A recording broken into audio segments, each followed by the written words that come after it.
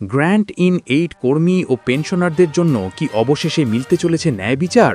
রাজ্য সরকারের অর্থ দপ্তরের বিজ্ঞপ্তিতে বৈষম্যের অভিযোগ তুলে দেশের সর্বোচ্চ আদালতের দ্বারস্থ হয়েছে ইউনিটি ফোরাম। কেন ৯৯৬ ও ৯৯৭ নম্বর বিজ্ঞপ্তিতে সুপ্রিম কোর্টের নির্দেশ কার্যকর হলেও ৯৯৮ নম্বর বিজ্ঞপ্তিতে তা উপেক্ষিত? এই বৈষম্যের বিরুদ্ধে আইনি লড়াই কি বদলে দেবে হাজার হাজার কর্মীর ভবিষ্যৎ? জানতে হলে দেখুন আজকের এই বিশেষ প্রতিবেদন। গ্র্যান্ট ইন এইড কর্মী এবং পেনশনারদের বকেয়া মহার্ঘ ভাতা বা ডিএ সংক্রান্ত বিষয়ে সুপ্রিম কোর্টে একটি বিবিধ আবেদন বা মিসলেনিয়াস অ্যাপ্লিকেশন দায়ের করেছে ইউনিটি ফোরাম।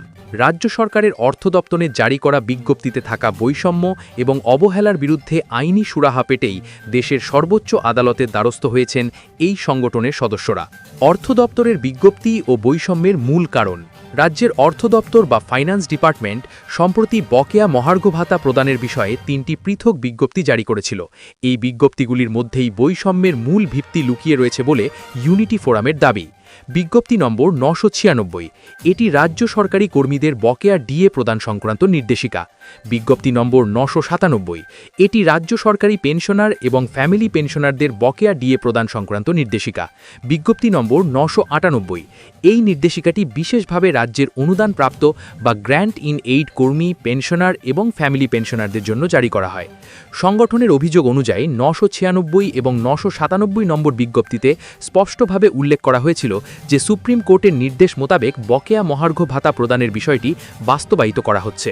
কিন্তু আশ্চর্যের বিষয় হল, গ্র্যান্ট ইন এইড কর্মীদের জন্য জারি করা ৯৯৮ নম্বর বিজ্ঞপ্তিতে সুপ্রিম কোর্টের নির্দেশের দ্বারা বকেয়া মহার্ঘ ভাতা দেওয়ার কথা সম্পূর্ণ অনুপস্থিত ছিল। এর পরিবর্তে ওই বিজ্ঞপ্তিতে জানানো হয় যে বিষয়টি বর্তমানে বিবেচনাধীন বা আন্ডার কনসিডারেশন রয়েছে। রাজ্য সরকারি কর্মী এবং গ্র্যান্ট ইন এইড কর্মীদের মধ্যে তৈরি হওয়া এই সুস্পষ্ট বৈষম্য আদালতের নজরে আনার জন্যই আবেদনটি করা হয়েছে। আবেদনকারী এবং আইনি পদক্ষেপের বিস্তারিত তথ্য। গ্র্যান্ট ইন এইড কর্মীদের বঞ্চনা মেটাতে ইউনিটি ফোরামের এই আইনি পদক্ষেপে বেশ কয়েকজন গুরুত্বপূর্ণ ব্যক্তি যুক্ত রয়েছেন। আবেদনকারী ইউনিটি ফোরামের কনভেনার মাননীয় বিপ্লব ব্যানার্জি মহাশয় এই আবেদন করেছেন। তিনি নিজেও গ্র্যান্ট ইন এইড বিভাগের সাথে যুক্ত একজন কর্মী, যার ফলে তিনি সমস্যাটি গভীরভাবে উপলব্ধি করেছেন। আইনজীবী সুপ্রিম কোর্টের প্রখ্যাত আইনজীবী মাননীয়া করুণা নন্দী মহাশয়ার পরামর্শ ও নির্দেশ অনুযায়ী এই গুরুত্বপূর্ণ আবেদনটি প্রস্তুত ও দায়ের করা হয়েছে। রেকর্ডভুক্তকারীর দায়িত্বে রয়েছেন আইনজীবী বিপুল কুমার। মূল লক্ষ্য, অর্থ দপ্তরের ৯৯৮ নম্বর বিজ্ঞপ্তির মাধ্যমে গ্র্যান্ট ইন এইড কর্মীদের যে আলাদা করে রাখা হয়েছে সেই নির্দিষ্ট বিষয়টি সর্বোচ্চ আদালতের সামনে তুলে ধরা। সুপ্রিম কোর্টের নির্দেশ যাতে সবার ক্ষেত্রে সমভাবে প্রযোজ্য হয় তা নিশ্চিত করাই মূল উদ্দেশ্য।